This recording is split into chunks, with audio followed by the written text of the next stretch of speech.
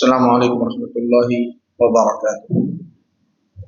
الحمد للہ رب العالمین والعاقبۃ للمتقین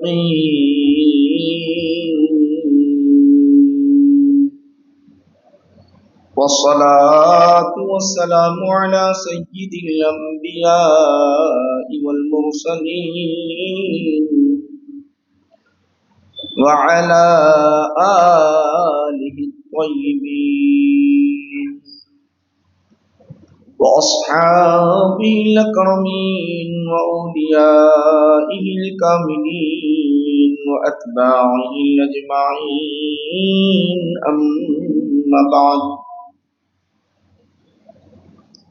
فأعوذ بالله من الشيطان الرجيم،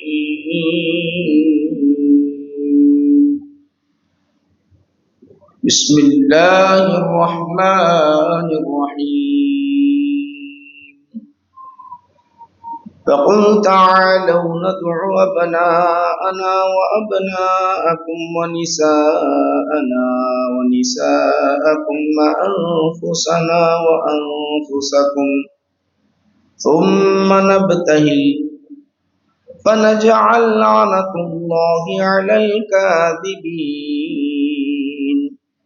صدق اللہ مولانا العظیم۔ وقال تعالی فی شان حبیبہ ان اللہ وملائکتہ یصلون علی النبی یا ایھا الذین آمنوا صلوا علیہ وسلموا تسلیما، اللہم صل علی سیدنا محمد وعلی آلہ وصحبہ افضل صلواتک وعدد معلوماتک وبارک وسلم۔ برادران ملت اسلامیہ، بزرگان ملت، معزز سامعین، پیارے نوجوانوں، بزرگوں، عزیز ساتھیوں، ماہ محرم الحرام کا آغاز ہو چکا ہے۔ یہ مہینہ اسلامی سال کا پہلا مہینہ کہلاتا ہے، اور یہ مہینے اور سال کا جہاں تک تعلق ہے، ان کے ناموں کا تعلق ہے، پہلے سے ہی چلا آ رہا ہے۔ ایسا نہیں ہے کہ بعد میں ان مہینوں کا وجود ہوا، نہیں، پہلے سے چلا آ رہا ہے۔ ماہ محرم بھی، رجب ہے، شعبان ہے، رمضان ہے، یہ مہینے پہلے سے چلے آ رہے ہیں۔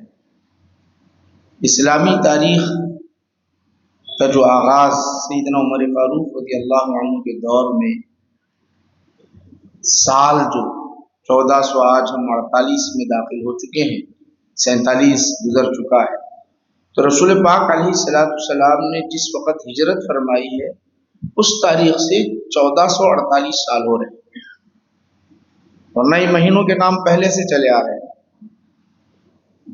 آپ جانتے ہی اس بات۔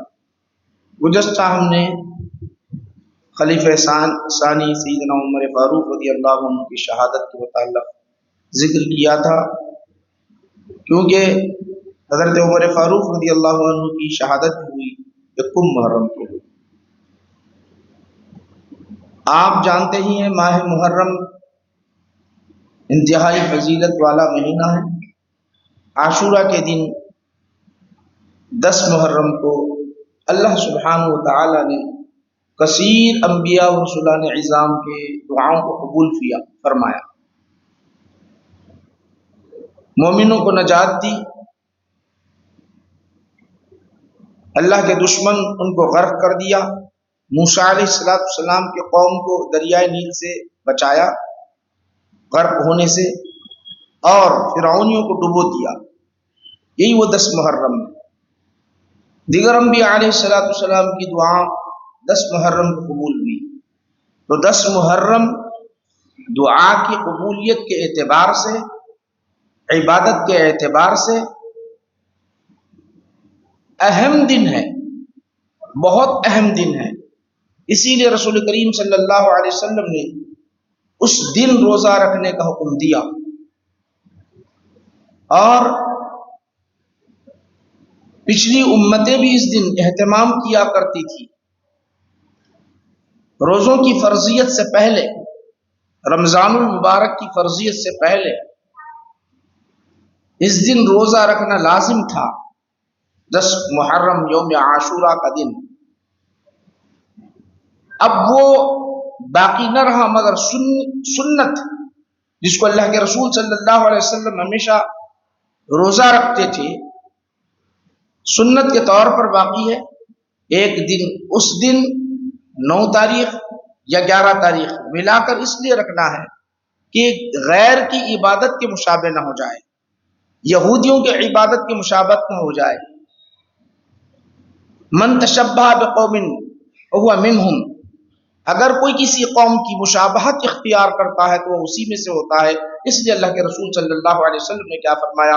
10 محرم کو روزہ رکھو، انتہائی عبادت، انتہائی بہترین، اچھا اور دعا کی قبولیت کا دن ہے، رب کی قربت اس میں نصیب ہوتی ہے۔ تم روزے بھی رکھو، صدقہ و خیرات بھی کرو، دعائیں مانگتے ہو۔ اس کے ساتھ ساتھ آپ بخوبی واقف ہیں، مسلمان یوم عاشورہ کو کبھی نہیں بھول سکتا،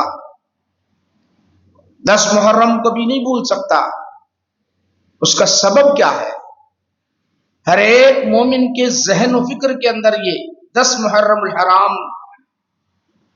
یہ مہینہ 10 تاریخ ہمارے ذہن میں، ہمارے دل میں، ہماری فکر میں بسا ہوا ہے، اس لیے کہ یزیدیوں نے اہل بیت عظام کو بڑی بے دردی کے ساتھ شہید فرمایا، اہل بیت عظام کو بڑی بے دردی کے ساتھ شہید کیا۔ وہ غم قیامت تک چلتا رہے گا، وہ فکر قیامت تک چلتے رہے گی، یہ داستان ہمیشہ باقی رہے گی۔ کیوں کہ اہل بیت عظام کا تعلق ہمارے سے ایسا ہے کہ ہمارے ایمان کا دار و مدار اہل بیت سے محبت کرنے پر ہے، ہمارے ایمان کا دار و مدار ان کی عظمت بجا لانے پر ہے، ہمارے ایمان کا دار و مدار ان کا تذکرہ کرنے پر ہے، ہمارے ایمان کا دار و مدار ان سے اپنی نسبت کو جوڑنے سے ہے۔ آپ جانتے ہو یہاں جتنے بھی بیٹھے ہوئے ہیں، اسلام جو ہے تلوار کے زور پر نہیں پھیلا، اس کی حقانیت، اس کی صداقت، ان الدین عند اللہ الاسلام، اللہ کے پاس جو کوئی اگر پسندیدہ مذہب و دین ہے تو اسلام ہے، اس کی حقانیت، اس کی صداقت کے طور پر پھیلا۔ مگر حاسدین، دوسرے مذہب والے بھی ہیں، دوسرے گروپ بھی ہیں، وہ اپنے آپ کو آج بھی یہودی سے پوچھو تو کیا کہے گا؟ ہمارا مذہب سب سے بہتر ہے۔ عیسائی سے پوچھو دین کس کا بہتر ہے تو عیسائی کہے گا ہمارا دین سب سے بہتر ہے، ہمارا مذہب سب سے بہتر ہے۔ غیر مسلم سے پوچھو، وہ کہے گا ہمارے پاس ہمارا دین محبوب ہے، سب سے بہتر ہے۔ ہر کوئی یہ فکر لیے ہیں، اب ان کو اپنے مذہب سے تبدیل ہونے کے لیے کہا جائے، دولت پیش کی جائے تو نہیں چینج کریں گے، وہ لوگ تبدیل ہونے والے نہیں ہیں۔ شیطان بہکا دیا، بھٹکا دیا، اب وہ اس کے اندر گھوم رہے ہیں، اپنی گمراہی کے اندر گھوم رہے ہیں، گھومتے چلے جا رہے ہیں، دعویٰ یہ کرتے ہیں کہ ہم بہتر ہیں، ہم بہتر ہیں، ہم بہتر ہیں۔ اسی لیے، اسی سبب سے مسلمانوں سے اختلافات انہیں ہیں، اسلام سے اختلافات انہیں ہیں۔ تو یاد رکھو، دین جو پھیلا ہے کردار سے پھیلا، سیرت سے پھیلا، صلہ رحمی سے پھیلا، اس کے اصول سے پھیلا، اس کے تعلیمات سے پھیلا، اس کے سب سے بہترین تعلیمات سے اسلام پھیلتا گیا۔ مگر یہ جو حاسدین پیدا ہوئے، یہ دشمن جو پیدا ہوئے، وہ چاہتے یہ ہے کہ اسلام کو ختم کرے۔ اس زمانے میں اور قیامت تک یہ سلسلہ جاری رہے گا، وہ اٹھتے رہیں گے، دفاع کرتے رہیں گے۔ اس کی 2 صورتیں تھیں۔ ایک صورت یہ تھی کہ مسلمانوں کے ساتھ اس زمانے میں رسول کریم صلی اللہ علیہ وسلم کے زمانے میں، میرے آقا کے دور میں، صحابہ جو آپ کی سنگت میں رہے اس دور میں اسلام کو مٹانے کی خاطر انہوں نے کیا کیا؟ جہاد کیا۔ مسلمان پہل نہیں کیے، اسلامی تعلیمات کے مطابق مسلمانوں نے کبھی پہل نہیں کیا، تو اس کے دفاع میں اترے مسلمان، وجاہدوا فی سبیل اللہ۔ اس دین کے مخالف ہیں تو سن لو اے مسلمانوں، تم بھی جہاد کرو، تم بھی مقابلہ کرو، تم اپنا دفاع کرو، ڈرو نہیں۔ اللہ کہتا ہے میرے خاطر اپنی جانوں کو قربان کر دو، تم اپنی جانیں لٹا دو۔ کون ہے جنت کو خریدنے والا اپنی جان پیش کر کے؟ کئی آیات اس کے تحت آ گئی، تو جہاد ہوتا رہا، چلتا رہا۔ ایک طریقہ یہ تھا، مگر دوسرا طریقہ جو آپ کو میں نے جو تلاوت کی ہے وہ طریقہ کیا تھا جانتے ہو؟ اس کے اندر سب شریک ہیں۔ کس کے اندر؟ حضور کے خاندان والے بھی شریک، اہل بیت بھی شریک، صحابہ بھی شریک، سب شریک اس حکم میں، جہاد کے حکم میں۔ مگر ایک حکم ایسا تھا، اللہ سبحانہ و تعالیٰ نے وہ قرآن کریم کی آیت کریمہ نازل فرمائی، خاص کر وہ حکم کیا تھا؟ اہل بیت کا تعلق تھا۔ یہاں پر بھی جانیں نچھاور کرنا ہے، جہاد میں بھی اپنی جان لٹانا ہے، مگر ایک قانون یہ تھا۔ عیسائیوں نے چیلنج کر دیا، ہمارا مذہب پکا ہے، ہمارا دین سچا ہے، اسلام کی کوئی حقیقت نہیں ہے، محمد عربی کی کوئی حقیقت نہیں ہے۔ ایک تو اس طرح مسلمانوں کے خلاف جہاد، لڑائی کے ذریعے مسلمانوں کے خلاف تلواریں اٹھائی، انہوں نے ہتھیار اٹھایا۔ اب اس طرح انہوں نے چیلنج کیا کہ ہمارا مذہب، ہمارا دین پکا اور پختہ ہے، دعوے کرنے لگ گئے۔ بڑے بڑے پادری آ گئے اس زمانے میں، اللہ کے رسول صلی اللہ علیہ وسلم مدینہ المنورہ میں بڑے بڑے پادری جو تنہائی میں رات و دن عبادت کرنے والے، تورات، زبور، انجیل سب کو پڑھنے والے، وہ آ گئے، آ کر کہنے لگے ہمارا دین مذہب ہے۔ پہلے جو سلسلہ چلتا تھا مباہلہ کا مطلب کیا ہے؟ ہمارا دین بھی مذہب، تمہارا دین بھی مذہب۔ اگر کوئی دعویٰ کیا ہے تو دونوں کے جو ہے جماعتوں کے جو اصل ہوا کرتے تھے، فاؤنڈر ہوا کرتے تھے، اہل بیت سے تعلق تھا، وہ دونوں آتے تھے اور مباہلہ کرتے، اور مباہلہ کرنے کے بعد اگر کوئی دین و مذہب باطل ہے تو اسی وقت وہ ہلاک و برباد ہو گئے۔ یہاں جہاد میں بھی ختم، وہاں مباہلے کی صورت میں بھی ختم، ایک دوسرے کے خلاف بد دعائیں کرنا، ایک دوسرے کے خلاف دعا کرنا، ہلاکت کی دعا کرنا، لعنت بھیجنا، اس کو کہتے ہیں مباہلہ۔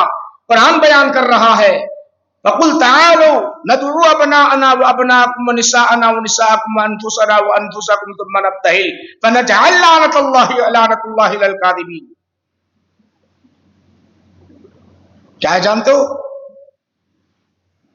حضور نے ارشاد فرمایا ٹھیک ہے تم سچے ہو، پکے ہو اپنے دین میں، ہم اپنی جانیں قربان کرنے کے لیے تیار ہیں، آؤ۔ یہاں بھی جہاد، یہاں بھی جہاد۔ قرآن کہہ رہا ہے تم بھی لے آؤ، فَقُلْ تَعَالُوا نَدْعُوا أَبْنَاءَنَا، تم اپنے بیٹے کو لے آئے، ہم اپنے بیٹے کو لائے۔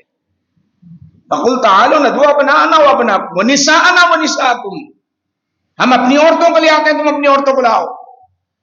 وَأَنفُسَنَا وَأَنفُسَكُمْ، تم اپنے جانوں کو لاؤ، ہم اپنی جانوں کو لائیں۔ ثُمَّ نَبْتَهِلْ، پھر مباہلہ کریں۔ فَنَجْعَلْ لَعْنَةَ اللَّهِ، اور ہم ایک دوسرے پر اللہ کی لعنت بھیجیں۔ فَنَجْعَلْ لَعْنَةَ اللَّهِ عَلَى الْكَاذِبِينَ، جو جھوٹے ہیں۔ یہ آیت نازل ہو گئی۔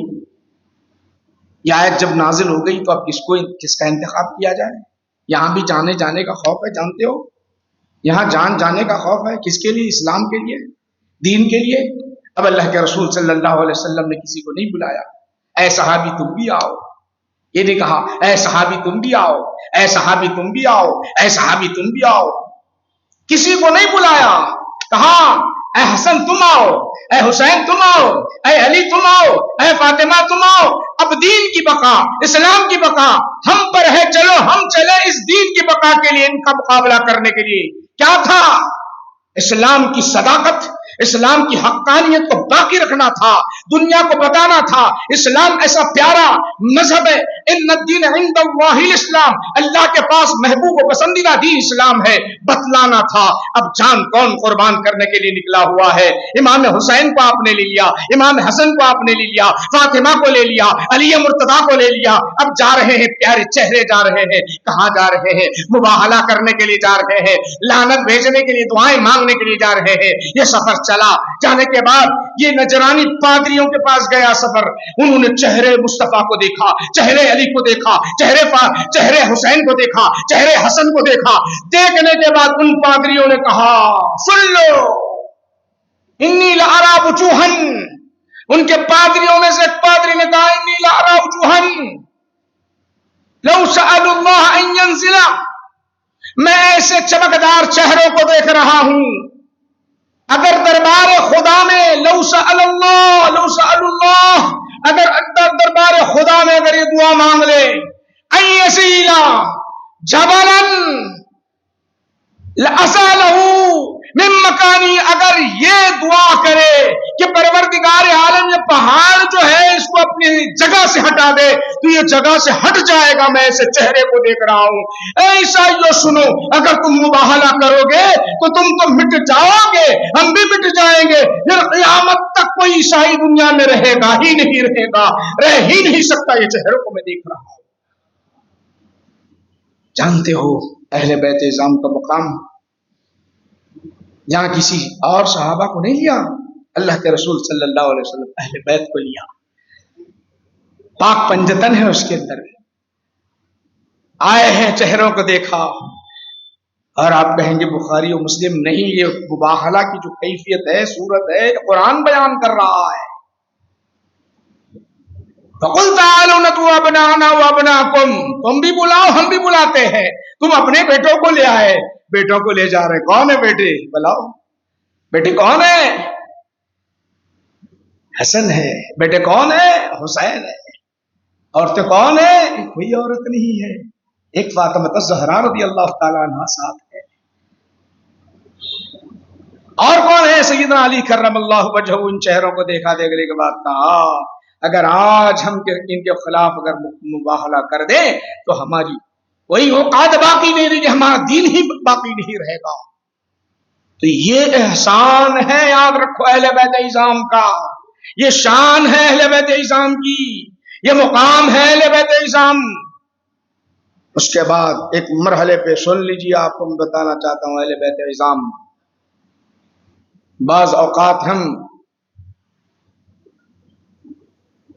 آدھے ادھورے باتیں سنتے ہیں، آدھی ادھوری حدیث سن لیتے ہیں، آدھے مفہوم کا خطاب سن لیتے ہیں، فیصلے کرتے ہیں، شان اہل بیت میں گستاخی، شان صحابہ میں گستاخیاں اور بے ادبیاں کرنے لگتے ہیں۔ یاد رکھو، نہ اہل بیت سے نہ صحابہ سے بے ادبی اللہ برداشت کرتا، اگر ہم ان کی بے ادبی کریں گے تو اللہ سبحانہ و تعالیٰ معاف نہیں کرنے والا ہے۔ یہ اتنا بڑا گناہ ہے، اتنا بڑا گناہ ہے، کیونکہ اللہ کے رسول صلی اللہ علیہ وسلم نے دونوں کا مقام و مرتبہ بیان کیا۔ یہ تو رسول کریم صلی اللہ علیہ وسلم کا زمانہ رہا، آقا کے زمانے میں مباہلہ ہوا، اس کے بعد ترمذی شریف کی حدیث میں آتا ہے، سنو لوگو، فتنے بہت آئیں گے، فتنے بہت آئیں گے، آزمائشوں میں تمہاری زندگی گزرتے رہے گی، الگ الگ فتنے رہیں گے، کوئی کچھ دعویٰ کرے گا، کوئی کچھ دعویٰ کرے گا، کوئی 1000 سال کے بعد آئے گا، کوئی 1100 سال کے بعد آئے گا، کوئی 5000 سال کے بعد آئے گا، نہیں معلوم قیامت تک کتنے 1000 سال ہونے والے ہیں، ہر دور میں فتنے ہوں گے۔ تو اللہ کے رسول نے ارشاد فرمایا، آقا نبی کریم صلی اللہ علیہ وسلم نے ارشاد فرمایا، ایسے فتنوں کے دور، ایسے گمراہی کے دور پریشان نہیں ہونا، کیا کریں، آخر کرے تو کیا کریں، پریشان نہیں ہونا۔ اللہ کے رسول صلی اللہ علیہ وسلم نے ایک ارشاد فرمایا، یا ایھا الناس، اے لوگو سنو، آقا نے سب کے لیے فرمایا، انی ترکتم فیکم ما ان اخذتم بھی لن تضلوا ابدا. حضور نے ارشاد فرمایا، آقا نے ارشاد فرمایا، دیکھو لوگوں، گھبرانے کی ضرورت نہیں ہے، میں تم میں ایسی چیزیں چھوڑ کر جا رہا ہوں، اگر تم انہیں تھامے رکھو گے، انہیں پکڑے رکھو گے، پھر تم ہرگز گمراہ نہیں ہوگے، ہرگز گمراہ نہیں ہوگے. آزمائشیں تو ہوتے رہے گی، امتحانات تو چلتے رہیں گے، امتحان تو ہم لیتے رہیں گے، مگر یاد رکھو ایک ایسا دور آئے گا، آزمائش و امتحان کا دور آئے گا، کٹھین دور آئے گا، گھبرانے کی ضرورت نہیں. انی ترکت فیکم ما ان اخذتم بھی لن تضلوا. سن لو، میں تمہارے درمیان ایک ایسی چیز چھوڑ کر جا رہا ہوں، ان کو پکڑے رہو، مضبوطی سے تھامے رہو، مضبوطی سے تھامے رہو، تو تم گمراہ نہیں ہو سکتے، ہرگز گمراہ نہیں ہو سکتے. آقا نے کیا فرمایا؟ کیا ہے وہ چیز؟ کہا کتاب اللہ، ایک اللہ کی کتاب ہے، اسے پکڑے رہنا. دوسری عطرتی اہل بیتی، ایک وہ ہے میری عطرت ہے، اسے اس کے دامن کو تھامے رہنا، ان کے باتوں پر عمل کرتے رہنا، ان کی سیرت کو پڑھتے رہنا، ان کی فضیلت کو جانتے رہنا، ان کو سمجھنا، ان کی سنت صحبت اختیار کرتے رہنا. تمہارا ایمان ضائع نہیں ہوگا، تم گمراہ نہیں ہوگے. یہ دو چیزیں اس لیے میں تمہارے درمیان چھوڑا. لن تضلوا، لن تضلوا، تم گمراہ نہیں ہو سکتے. سب سے اہم بات میرے بھائیو یہ ہے کہ اللہ سبحانہ و تعالیٰ نے ہمیں سب سے بڑی نعمت عطا کی ایمان کی شکل میں، مگر وہاں بھی گمراہی ممکن ہے. کہیں ایسا نہ ہو کہ ہم کسی کی شان میں گستاخی اور بے ادبی کر کے گمراہ نہ ہو جائیں. اللہ کے رسول صلی اللہ علیہ وسلم نے بتا دیا. اب وہ کیسے فالو کرے، کیسے دیکھے؟ میری عطرت کو دیکھو، میری اہل بیت کو دیکھو. بعض اوقات ہمارے ذہن میں باتیں پیدا ہوتی ہیں، سادات بھی کہتے ہیں، اہل بیت سے بھی کہتے ہیں، مگر وہ شریعت کے پابند نہیں ہوتے تو ہم پریشان ہو جاتے ہیں، ہم پریشان ہو جاتے ہیں، حیران ہو جاتے ہیں. تو یاد رکھو، وہ اہل بیت اعظام کے متعلق اللہ کے رسول ارشاد فرما رہے ہیں جو شریعت کے تابع ہیں، شریعت کے تابع ہیں. اگر شریعت کے تابع نہ ہو تب بھی ہم ان کی برائی نہیں کرنا ہے،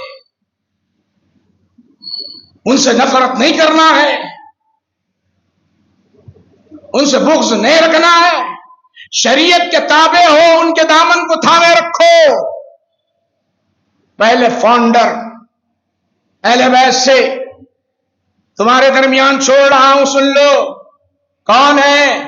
حسن کو دیکھو، حسین کو دیکھو، یہ دونوں کو دیکھو، یہ دونوں کی زندگی کو دیکھو.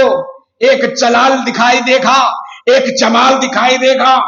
کہیں ایسا مقام ہوگا، کہیں ایسی بستیوں میں رہو گے، کہیں ایسے ملک میں رہو گے، وہاں اسلام کا اظہار کرنا مشکل ہو جائے گا، وہاں لڑائی ذرا دشوار ہوگی.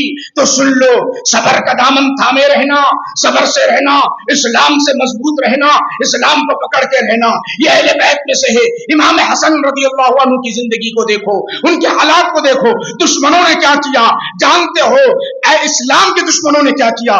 امام حسن رضی اللہ عنہ کو کئی مرتبہ زہر دیتے رہے، زہر دے رہے ہیں، کئی مرتبہ اتنا زہر دیا کہ آتے کٹتے چلے گئے، آتے کٹتے چلے گئے، جسم کے اندر کے عضو جو ہے کٹتے گئے. تکلیف نہیں معلوم کتنی ہوئی ہوگی، وہی بہتر جانے، اللہ کے رسول اللہ ہی بہتر جانے.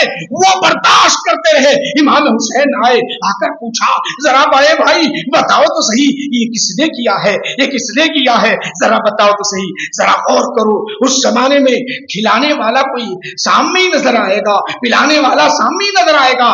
کھا تو رہے ہیں، پی تو رہے ہیں، زہر بھی پی لیا، دیکھ بھی لیا، جان بھی لیا، مگر ظاہر نہیں کیا، ظاہر نہیں کیا.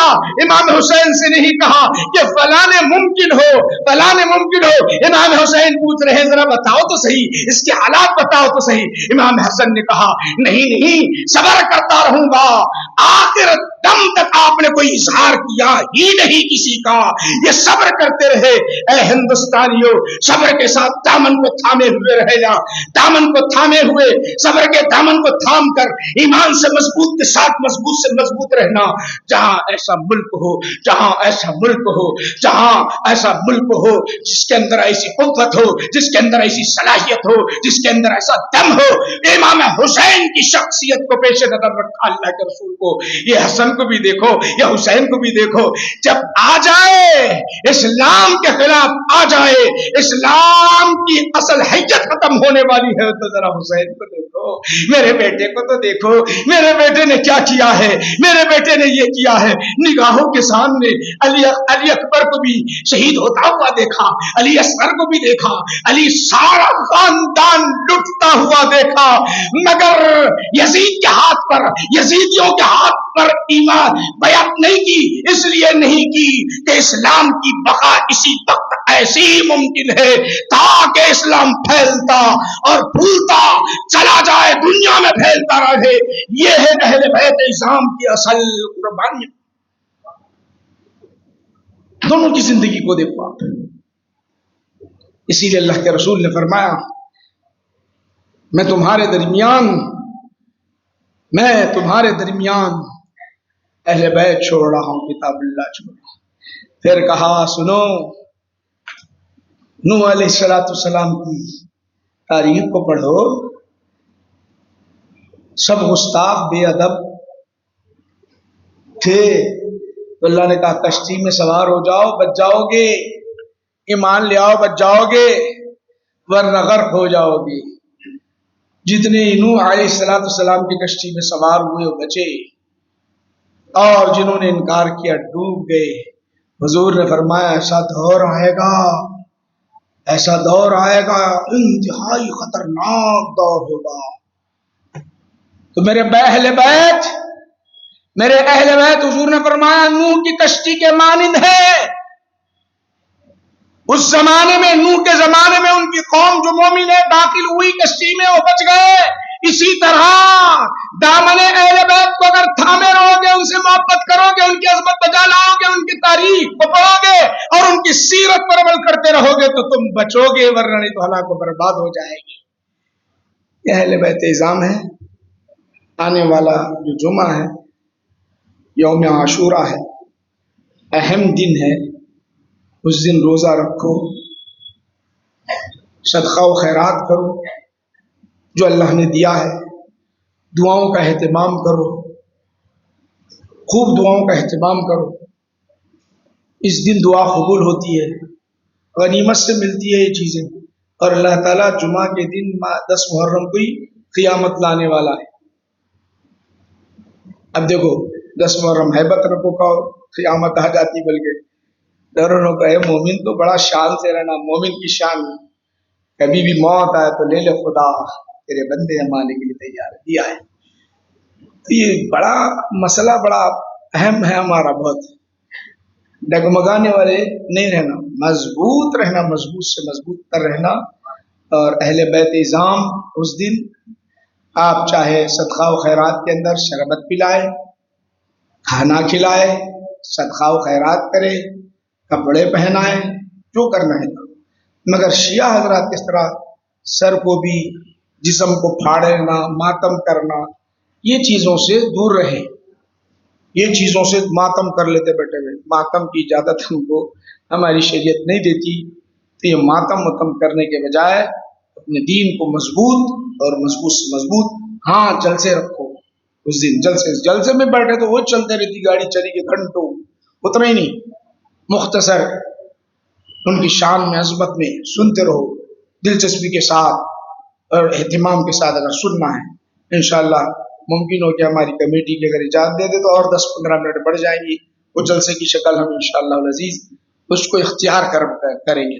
اگر وہ چونکہ اب ہوتا کیا ہے، جلسہ ہوا ہے 5 منٹ میں دیکھتا ہوں نا، ایسا دیکھتے رہتا ہوں، اس کی نگاہ آخر وقت جو رہتی ہے ادھر گھڑی کی طرف رہتی ہے، گھڑی کی طرف وہ ڈر ہوتا رہتا ہے. اس لیے کٹ بول کے ختم کر دیتا ہوں میں بھی، کہاں آگے بڑھ کے پریشان ہو جاؤں بول کے. اس لیے تو وہ پریشانی نہیں ہونا. وہ اجازت بہرحال کمیٹی پر منحصر ہے. 5-10 منٹ اس سے زیادہ نہیں، 15 منٹ ایک جلسے کی شکل ہم دے سکتے ہیں اگر ہو تو، کیونکہ اس دن آ رہا ہے یوم عاشورہ. جا کے باہر بھاگ کے بھی کرتے بھی کیا ہے، اس لیے بتا رہا ہوں باہر جا کے کرنا بھی کیا ہے. اس دن چھٹی کا دن ہے پوری دنیا میں. وہ ربیع الاول میں چھٹیاں نہیں دیتے وہ لوگ، سعودی خاص کر یہ دنوں میں دیتے تھے کچھ چھٹیاں. ان کا الگ مسئلہ ہے. خیر اب بعد میں بات کریں گے، کبھی ٹاپک آ جائے. تو بہرحال یہ باتیں بتایا ہوں، اس پر عمل کرو. انشاءاللہ آئندہ جمعہ خطاب اسی پر ہوگا، اسی عنوان کے تحت ہوگا، اہل بیت اعظام کی شہادت، امام حسین کی شہادت پر انشاءاللہ العزیز. اول وقت آؤ نوجوانوں تک میری بات جو پہنچ رہی ہے، پہلے وقت میں آئے تو سمجھ میں آتی بات، آدھا ادھورا نہیں سمجھ میں آتی. اللہ کے دربار میں دعا ہے کہ پروردگار عالم اہل بیت اعظام کے صدقے میں ہمارے مقصد میں کامیابی عطا فرما، اسلام کو غلبہ عطا فرما، مسلمانوں کو عزت عطا فرما. صلی اللہ تعالی علی خیر خلقہ سیدنا محمد و آلہ و اصحابہ اجمعین والحمد للہ رب العالمین.